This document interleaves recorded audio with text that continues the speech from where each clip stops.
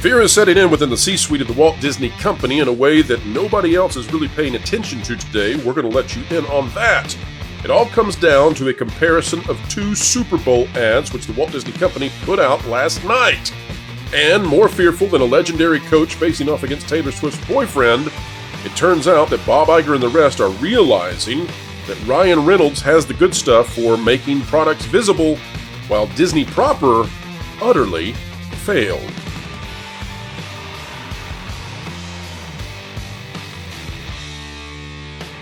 Hello, ladies and gentlemen, boys and girls. Welcome to the place where we dissect entertainment and put it back together just like brand new. We explain it. We keep you ahead of the culture curve. Joining us today is Jonas J. Campbell.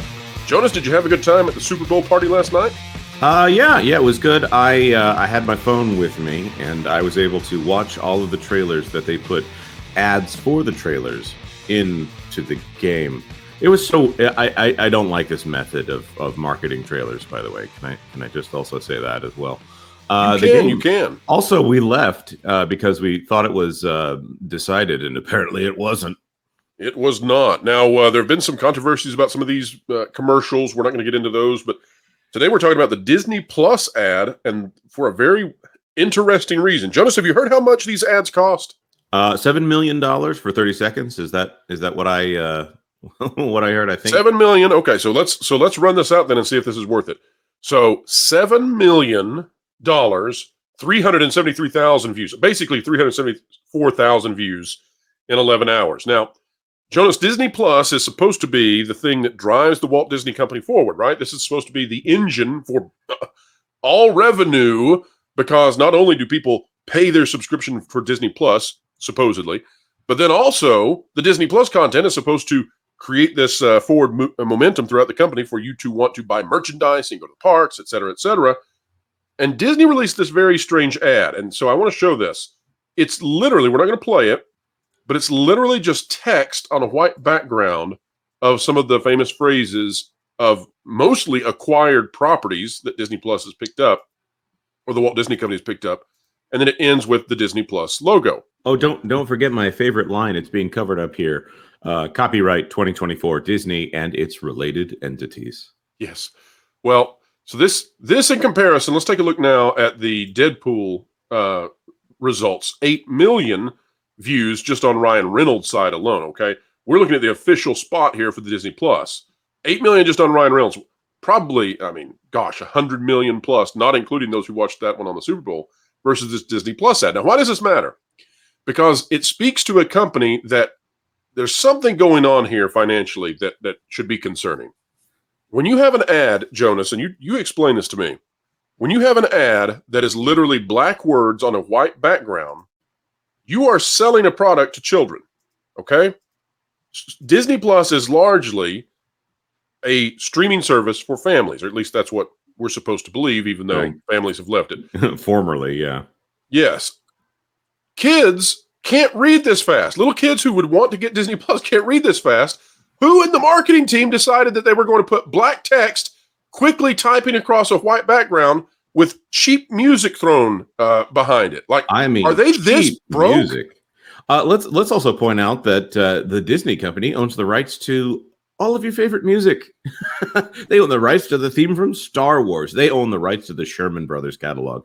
They, of course, have When You Wish Upon a Star, not to mention I'm Wishing, or any amazing song from a Disney movie that has been released over the last 100 years. Yeah, they've got the rights to that. Instead, they get some track that I would not be surprised that if we went ahead and played this on here, we would get a copyright strike, and we would find out exactly where this came from. And I bet it's might be worth it. Epidemic or one of those royalty-free music services, because, and by the way, they have been caught with that in the before. I can expound on that if you really want. This is the kind of thing that as an editor you might slap together because you're short on time and you just want to come up with something to put in the spot. Disney spent buckets and buckets of money for these Super Bowl ads. I don't know who said that this was a good idea, because this isn't even good text. This isn't a good YouTube. Like, this would make a good YouTube channel or a video from a 13-year-old. I would pass if this was the trailer for a YouTube channel, I would pass because this is nothing. It's not even typed out to where it's like one letter at a time. This is whole words appearing in a given moment here. So it's not like it's anything that's special or took any animation. What it really says to me is that the Walt Disney Company is a giant media conglomerate that absorbs everything that it touches. There's stuff in here from Star Wars. There's stuff in here from The Simpsons. There's stuff. But the kids can't see it. The kids can't figure that out, Jonas. Yeah, the kids. It's Bob Iger getting out the credit card and buying yet another company. He's got one dance move, folks, and he just wants to remind you that he's really good at that one dance move. He's going to try to research another dance move here within the next few years, which is also get a good CEO. But in the recent moments, all he's got is the robot, guys, and he's going to do the robot again for you. Here, let's hit play. So the worst thing that a company can have is apathy, of course, and I think that's what this commercial has created. Nobody's talking about this commercial whatsoever. Nobody is talking about the Disney Plus ad. There are tons of people talking about the Wicked ad for reasons that we'll get into, I'm sure, on the channel in the future. There are people talking about the Deadpool trailer. There are people talking about what was the Dorito commercial that featured the young starlet Aubrey Wednesday, Plaza, Jenna Ortega. Gina. Sorry, Dinamita. Yeah. So people are talking about that commercial. Nobody's talking about this Disney Plus ad, and I think it just speaks to something is amiss when the streaming service that drives all of your revenue gets this little effort. Jonas, just so people understand what we're talking about, okay? Because you might say, well, why does this deserve a full YouTube video? But here's why. They spent, you said, just on presenting this, $7 million. Is that right? Yes.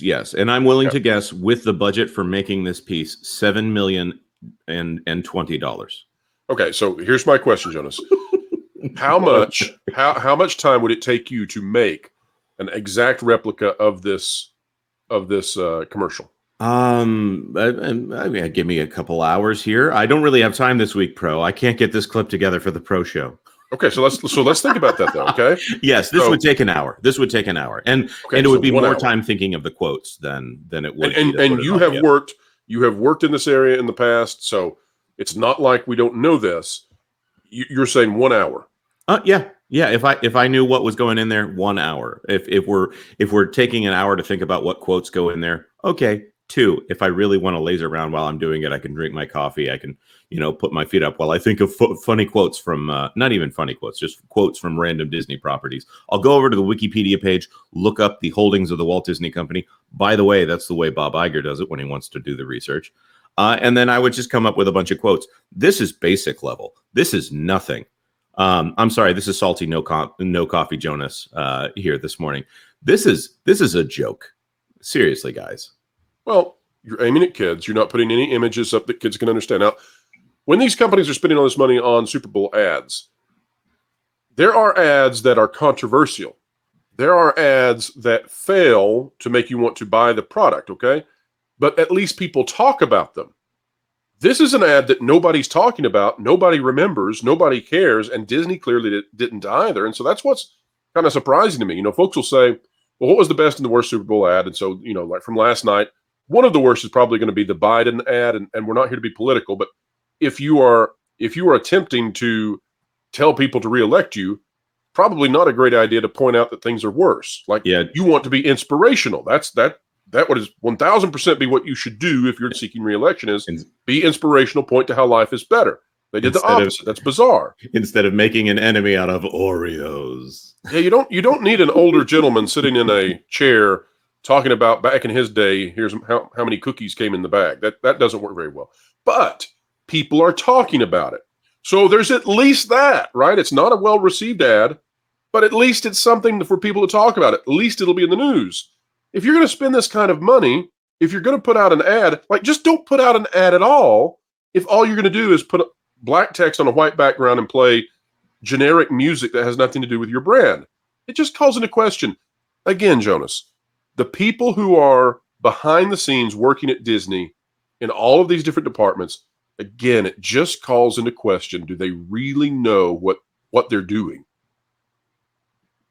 No. Oh, okay. Well, folks, I mean, we could go through all of these quotes and point out all of the creators of these quotes that are now dead, or the artistic forces behind those quotes that have now passed on. Walt Disney passed on. John Lasseter no longer at the company. Jim Henson passed on. This is a collection of quotes that they have purchased over the last however long it's been, since 2005.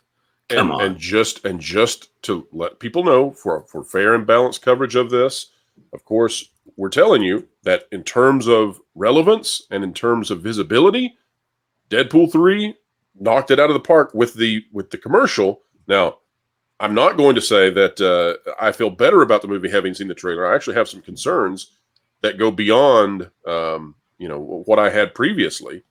But in terms of visibility, I mean, I'm looking right now at the numbers, Jonas. 11 million views on Marvel, 1.4 million views on India Marvel.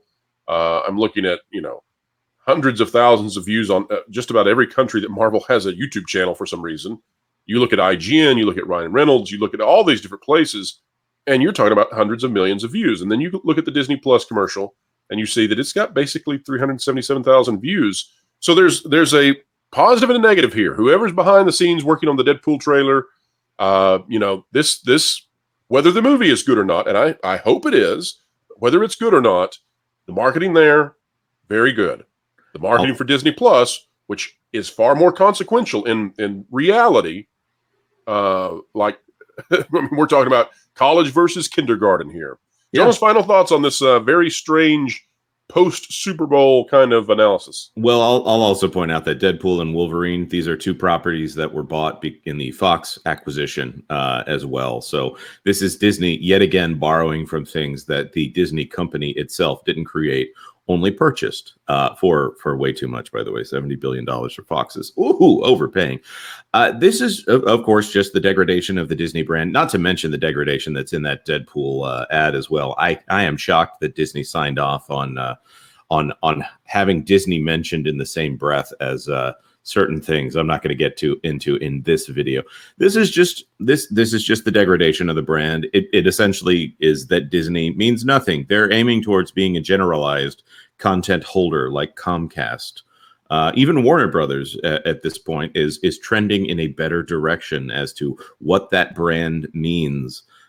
If you want Disney to just be another title card at the beginning of movies, to be a generic Lionsgate, by all means, keep doing what you're doing, Bob. Keep doing it. And folks, if you wonder, are we being too harsh on Disney? It's just Super Bowl ads. Where was the very happy, positive family of joy experiencing a Disney park ad? Where was an ad showing off, the next Star Wars big deal? It's coming out this summer. Where was the Acolyte? We could go on and on and on. They should have just replayed last year's Super Bowl ad. That was much better. Just play the tape again, guys. It was a commercial as opposed to whatever this was. But so we'll keep watching and paying attention, but we definitely need to see that the creative forces behind Disney can put something together better than black text on a white background before we're going to start agreeing with, I think, how investors saw Disney coming out of that last earnings call. So we'll pay attention to it, folks. We'll continue to cover it. And let us know down in the comments what was your favorite as well as your least favorite Super Bowl commercial. Jonas, any vote on the favorite for you? I actually thought that the Wicked trailer did a pretty good job. I was not expecting that to be as good as it was.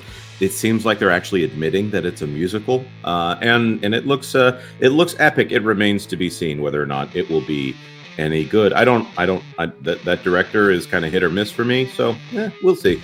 I think the Dino Mita was probably the best for me, but I thought the Super Bowl ads were largely kind of just meh this year. There's not really a big standout that I think everybody's going to be talking about today, but I guess that does go in favor of stuff like Wicked and Deadpool. When there's not a big standout commercial, then people are going to be talking about those around the water cooler today. All right, folks, like, share, subscribe, and when you click it, you do stick it to the algorithms. Hit the notification bell, drop a comment down below. Let us know your thoughts, and as always, folks, keep learning, keep growing, keep having fun. And yes, don't be like Taylor Swift's boyfriend. Leave your coach alone. Clickbait. Fraud. Drama queen. Ugh. I wish there was a channel that was 5 to 6 minute news reads without the drama, frauds, and clickbait that could accurately let me know the current news, providing my crucial context utilizing all the different That Park Place contributors and creators. Well, stupid. Huh? There is. It's the That Park Place YouTube channel, which will be going live real soon, so make sure you're subscribed, so you can really stick it to the algorithms. You're joking. Nope.